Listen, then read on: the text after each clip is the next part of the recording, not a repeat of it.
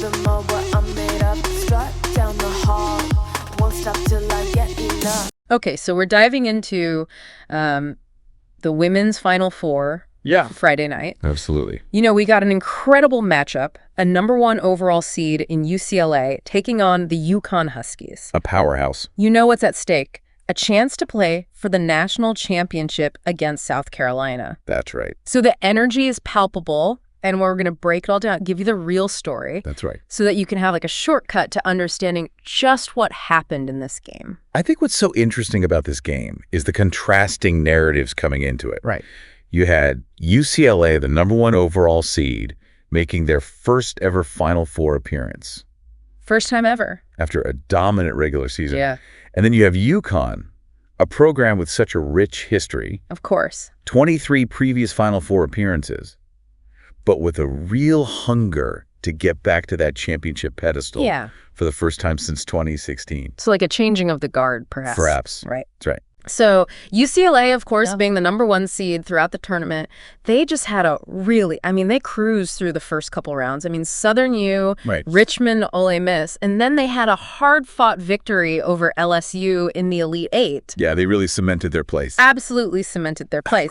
And UConn's path, was maybe more familiar for them, but it definitely still showed the resilience. Absolutely. They took down Arkansas State, South Dakota State. Right. Had a tough win over Oklahoma, and then, of course, they had to take down another #1 seed in Southern Cal to get to the Final Four. In the Elite Eight. In the Elite Eight. That's right. To get to their 24th Final Four appearance, which is just remarkable. Unbelievable. So this gap between their last title, Right. 2016, it's not like ancient history. That's right. But for a program like UConn, it feels like a drought. A drought. Yeah. So I think there's a lot of, desire to get back to that top spot. Yeah. And what made it even more interesting is that these two teams had met. Right. Back in November of 2023. During the regular season? In the regular season. And UCLA actually took the win. Yeah. 78-67, Kiki Rice had an outstanding performance for UCLA. Yeah, 24 points, 11 rebounds, 8 assists. 8 assists.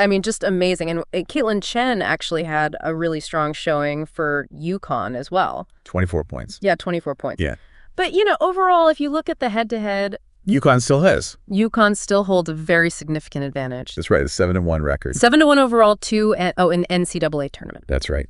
So that was kind of, looming over this game a little bit too. Yeah, the historical context. Right. It's definitely there. And going into this Friday night matchup, of course, all eyes were on the star players. Yeah, absolutely. UConn had Paige Buchers and Azzi Fudd. Right. And UCLA anchored by Lauren Betts down low. The dominant presence in the paint. Absolutely. And as it unfolded, UConn just delivered a performance that I don't think many could have predicted. Few could have predicted. It was just a dominant people. The final score, 85-51. Wow. That's a 34-point margin in the Final Four. That's amazing. So what were the key things that allowed UConn to just really control this game? Well, I think there were a couple of pivotal factors. Okay. First, UConn's defensive intensity right from the tip-off was remarkable. Yeah. They came out, they implemented a really aggressive man-to-man defense, particularly in the backcourt. Yeah. That UCLA just struggled to handle. Right. And that pressure, it just led to a number of early turnovers, which really disrupted any offensive rhythm that UCLA was trying to establish. Yeah, and they were already up by 20 points at the half. 42-22. That's a huge deficit to try to overcome. Right, in a game of this magnitude. And, it felt like once they had that cushion, they never really gave UCLA a chance to get back into it. They maintained their composure. They maintained their intensity throughout the second half. Yeah. And I think that really underscores the level of control and execution we saw from UConn. So to dive a little deeper into some of those individual performances. Yeah. Azzi Fudd's first half was a game changer. Absolutely. 19 points, 3 steals. She just came out with a clear focus. Yeah. She was hitting shots from all over the floor. Yeah. And it just felt like UCLA's defensive strategies were just not geared towards denying her. Right. Those open shots. And she wasn't the only UConn player having a standout night. No. Freshman Sarah Strong. Incredible. Reached the 20-point mark. Yeah. And that puts her in some elite company. That's right.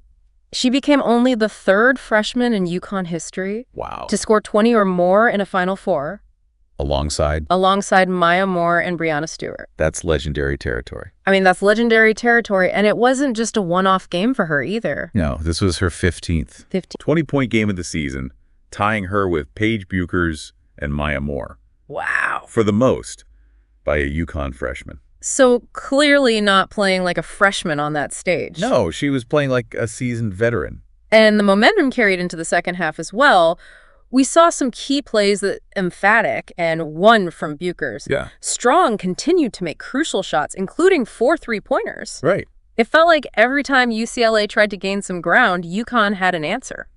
Yeah, and in the third quarter, Strong was particularly impressive. Yeah. Scoring 10 of UConn's 18 points. Wow. On perfect shooting, 4 for 4 from the field, including 2 from beyond the arc. Just incredibly efficient. She just had a knack for making big plays at key moments. So it really felt like that core trio of Buchers, Fudd, and Strong, they were just all clicking. Yeah, they were firing on all cylinders. At the same time. Simultaneously. And after 3 quarters, they had accounted for a majority of UConn's points. That's right. 49 of UConn's 60 points after 3 quarters came from those 3 players. So while UConn was just executing, almost flawlessly, what were the main factors that were contributing to UCLA's struggles? Well, I think that 20-point halftime deficit really highlights how UConn just dictated the game's tempo and flow. Yeah. UCLA really struggled with ball security early on. 10 turnovers in the first 16 minutes is just uncharacteristic. Especially for a team That's right. that had been so disciplined all season long. Exactly. And you could see that UConn's defensive pressure just played a significant role in forcing those errors. And those turnovers, they led directly to points for UConn. It did. UConn had a 14-4 advantage in points off turnovers in the first half.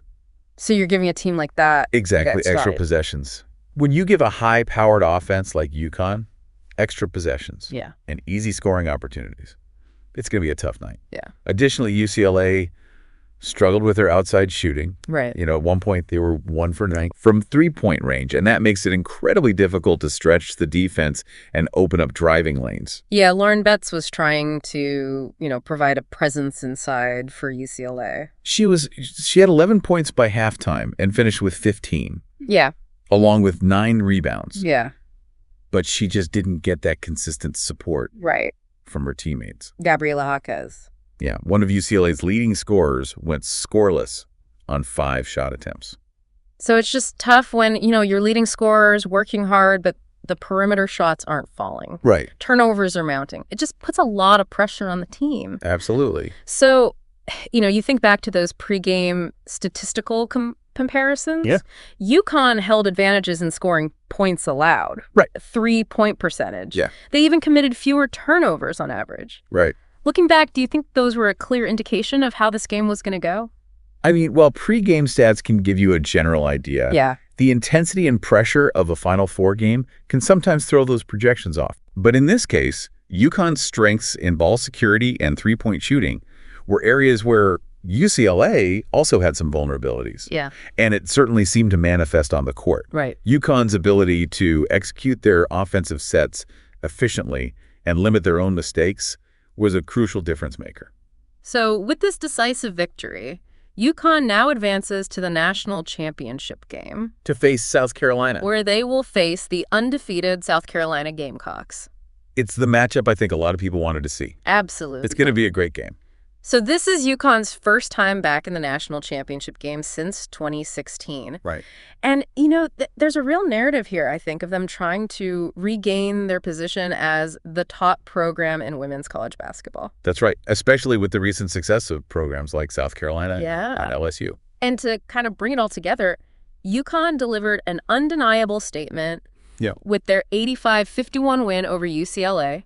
In the Final Four, Azzi Fudd's explosive first half and Sarah Strong's historic freshman performance really fueled a comprehensive victory. And the significance of Strong joining those UConn legends in the freshman scoring ranks can't be overstated. Absolutely not. It was truly a remarkable team effort. So what I'm left pondering, and what you should be thinking about too, is, after witnessing UConn's just commanding performance against the top overall seed, Right. What do you think about their chances against the undefeated South Carolina in the championship game? It's going to be a fascinating matchup. What matchups do you think are going to be key in deciding who takes home the national title on Sunday? I think the battle in the paint is going to be crucial. Yeah. And also the perimeter defense. It's going to be a clash of styles for sure. Absolutely. And after this deep dive, I think you have a really solid understanding That's right. of the forces that will be at play in that game. Absolutely. So make sure you tune in on Sunday. It's going to be exciting. It's going to be exciting. I can't wait. All right, we'll see you then. See you then. Sound the alarm. I'm coming up. We'll have a ball. I'm sweet like a buttercup. You're Barbie doll. Show them all what I'm made of. Strut down the hall. Won't stop till I get enough.